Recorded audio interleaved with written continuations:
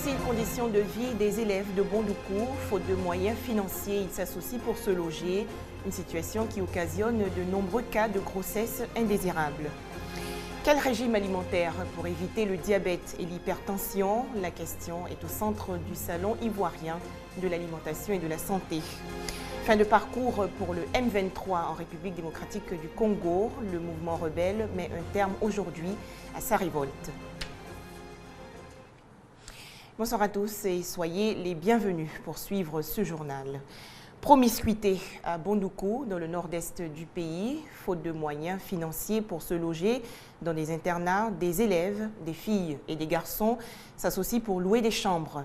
Aucune intimité et le phénomène s'amplifie, allant même jusqu'à créer de nombreux cas de grossesse indésirable. Un danger pour l'année académique des jeunes filles. Les explications de Grace Kando. Quartier Balzac dans la commune de Bondoukou. Ientoubana Sali et ses amis reviennent de l'école. Ce groupe d'amis loue une chambre dans cette cour située à quelques kilomètres de leur établissement. Nous vivons à 5 personnes dans la même maison, 3 filles et 2 garçons. C'est difficile pour nous. Nous habitons dans une maison à 4 personnes, 2 filles, 2 garçons. Nous quittons à l'école à 18 h. Le fait qu'on dit on va arriver à la maison, il est déjà 19 h. Pour préparer, lorsqu'on va finir de préparer, manger, il est déjà 22 h. Donc pour bosser, on n'arrive pas trop à bosser. Filles et garçons partagent la même pièce de jour et de nuit. Ce type de cohabitation est un phénomène qui prend de l'ampleur dans cette localité. Ici, au quartier CMB, réalité similaire. Kwadio Adengra cohabite avec d'autres garçons et filles, tous des élèves. Nous sommes ici depuis 2004. Nous venons des villages différents. Nous sommes au moins 6 dans la maison, 5 garçons et une fille. La vie n'est pas facile ici. Avant de manger, nous devons cotiser chacun peut-être au moins 100 francs pour pouvoir faire le marché avant de manger.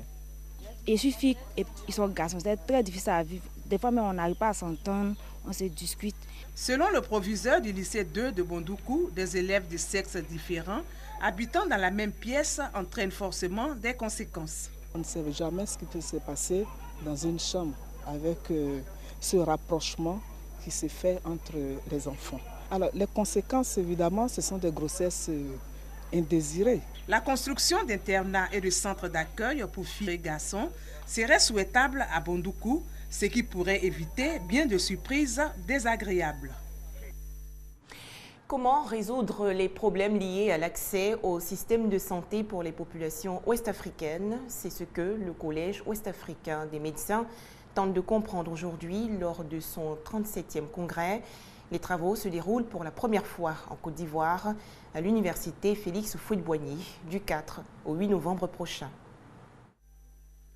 La Côte d'Ivoire accueille le 37e congrès du Collège ouest-africain des médecins. Première expérience pour un pays francophone. 500 praticiens des spécialités médicales venus de la sous-région réunis à Abidjan. Objectif, relever les défis sanitaires en Afrique de l'Ouest. Nous avons des sujets importants comme les urgences médicales qui constituent un gros problème pour nous.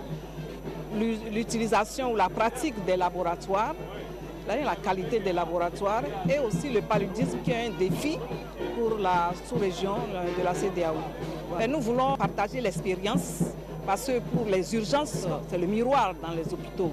Donc nous voulons ensemble discuter un peu de nos difficultés et voir quelles sont les solutions idoines qu'on peut choisir. Pour la ministre de la Santé et de la lutte contre le sida, représentant le chef de l'État, Alassane Ouattara, c'est un honneur et une joie immense de recevoir ces éminents médecins. Je me réjouis de l'honneur qui est fait à la Côte d'Ivoire, notre pays, d'abriter une telle manifestation du Collège africain des médecins qui se tient pour la première fois dans un État membre francophone.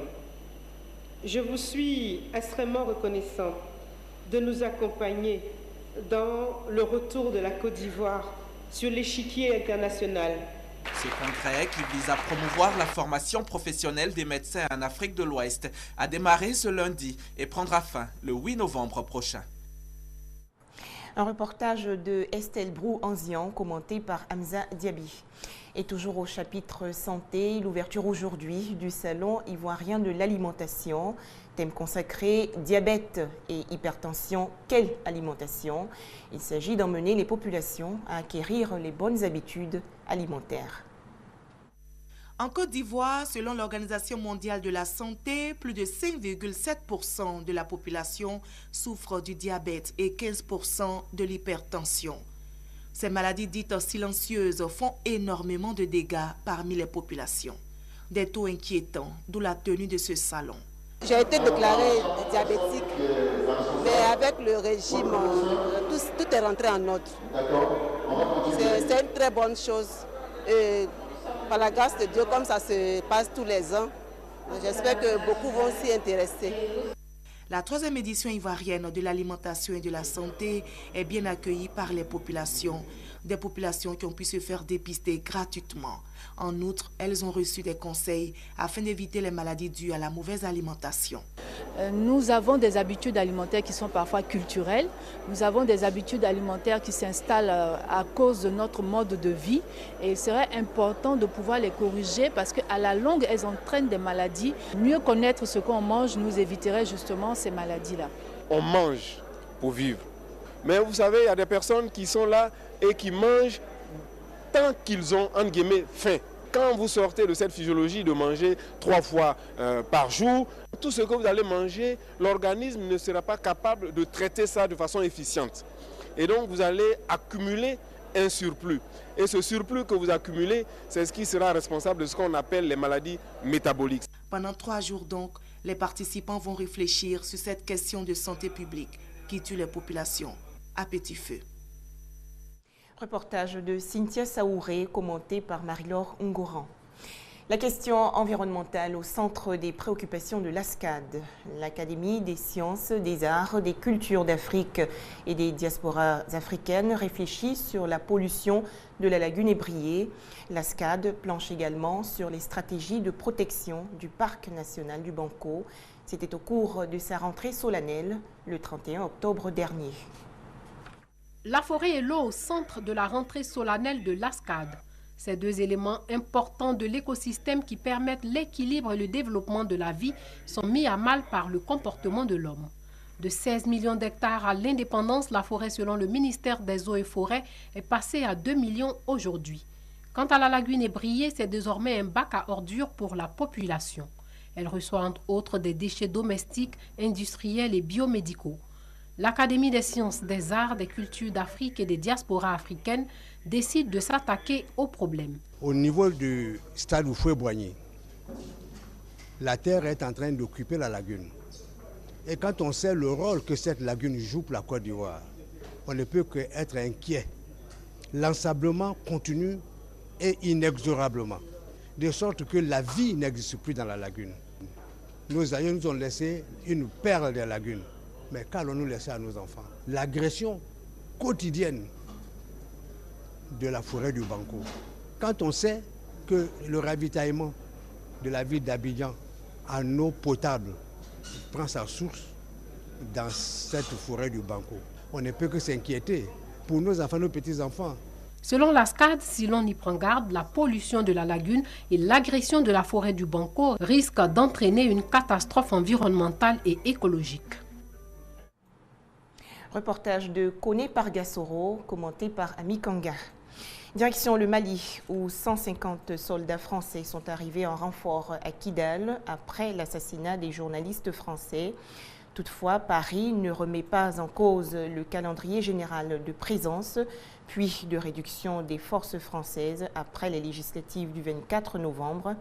La communauté internationale continue de condamner le meurtre de Ghislaine Dupont et Claude Verlon. Et toujours concernant le sujet, à noter qu'au moins 35 personnes ont été arrêtées ces dernières 48 heures au cours de l'enquête sur l'assassinat des journalistes français dans le nord du Mali.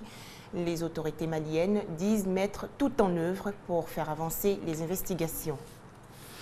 En République démocratique du Congo, le mouvement du M23 proclame aujourd'hui la fin immédiate de sa rébellion. Il exprime également sa volonté de parvenir à une solution pacifique à la crise. Des tirs d'armes lourdes résonnaient encore ce matin dans les collines surplombant la frontière ougandaise. Les derniers résistants du M23 qui s'y étaient retranchés ont dû abandonner leur position aux forces gouvernementales. Selon le porte-parole de l'armée congolaise, les rebelles se seraient enfouis en direction de l'Ouganda et du Rwanda. Ce mardi, Kinshasa annonce une victoire totale. Une victoire saluée dans la capitale par plusieurs milliers de femmes qui ont marché pour exprimer leur soutien aux forces armées congolaises. Une marche de soutien aux forces armées de la République démocratique du Congo pour leur détermination à sauvegarder l'intégrité de notre territoire au front et à protéger les populations civiles, dont en grande partie les femmes et les enfants. Depuis Kampala, la direction du M23 a d'ores et déjà annoncé sa décision de mettre un terme à sa rébellion et de poursuivre son combat par des moyens purement politiques. C'était une exigence de la conférence internationale sur la région des Grands Lacs qui s'est réunie lundi à Pretoria. Ce sommet auquel a pris part le président Joseph Kabila a demandé au gouvernement congolais d'accepter l'engagement du M23 de mettre fin à la rébellion. Les chefs d'État ont invité les protagonistes du conflit à signer un accord de paix définitif d'ici 5 jours. L'actualité en Tunisie, c'est le report du procès des policiers accusés du viol d'une femme en 2012. L'audience a été ajournée au 9 décembre prochain. En Tunisie, le procès des policiers accusés du viol d'une jeune femme en 2012 a été ajourné jusqu'au 9 décembre. L'audience du jour a tourné court. Elle a été marquée par les larmes de la victime qui a attendu plusieurs heures pour avoir un avocat. Les accusés disent avoir surpris la jeune femme et son fiancé en train d'avoir des relations sexuelles dans une voiture. 2 des agents ont violé la victime tandis que le 3e conduisait le fiancé à un distributeur automatique pour lui soustraire de l'argent. Le parquet a tenté sans succès d'engager des poursuites pour atteinte à la pudeur contre le couple, déclenchant un scandale en Tunisie et une campagne de soutien à la victime à l'étranger. Refroidissement des relations entre les États-Unis et le Pakistan. Selon le Premier ministre pakistanais Nawaz Sharif, le chemin de la paix au Pakistan ne passe pas par le déploiement d'une force insensée. Rappelons qu'un tir de drone américain a causé récemment la mort du chef des talibans locaux, Hakimullah Mehsoud. Le Premier ministre pakistanais tente de désamorcer la tension provoquée par l'élimination d'un chef taliban par un drone américain. Lors de manœuvres militaires dans la province du Pendjab, Nawaz Sharif se démarque de son allié et dénonce une opération contre-productive. Notre gouvernement est fermement résolu à mettre fin au cycle des carnages et de la violence, mais cela ne peut être accompli du jour au lendemain, ni même par le déploiement d'une force insensée contre nos citoyens. Cela fait plusieurs semaines que le gouvernement pakistanais tente de renouer le dialogue avec les insurgés islamistes basés dans les zones tribales du nord-ouest. Un processus de paix menacé aujourd'hui par l'attaque américaine. Tous ces efforts ont été gâchés à cause d'une seule attaque de drone. C'était une attaque contre la paix et l'entente des Pakistanais, une attaque contre tous les partis politiques qui ont convenu que les négociations étaient le seul moyen de mettre fin aux violences dans le pays. Y aura-t-il ou non des négociations dans ces conditions? Rien de moins sûr. Le pouvoir pakistanais tenu pour traître en raison de son alliance formelle avec les États-Unis est aujourd'hui fragilisé. Les talibans pakistanais l'accusent d'être l'esclave de Washington et risquent de venger l'élimination de leur chef. Et c'est le moment de nous dire au revoir. Très bonne suite des programmes sur RTI2 bien sûr.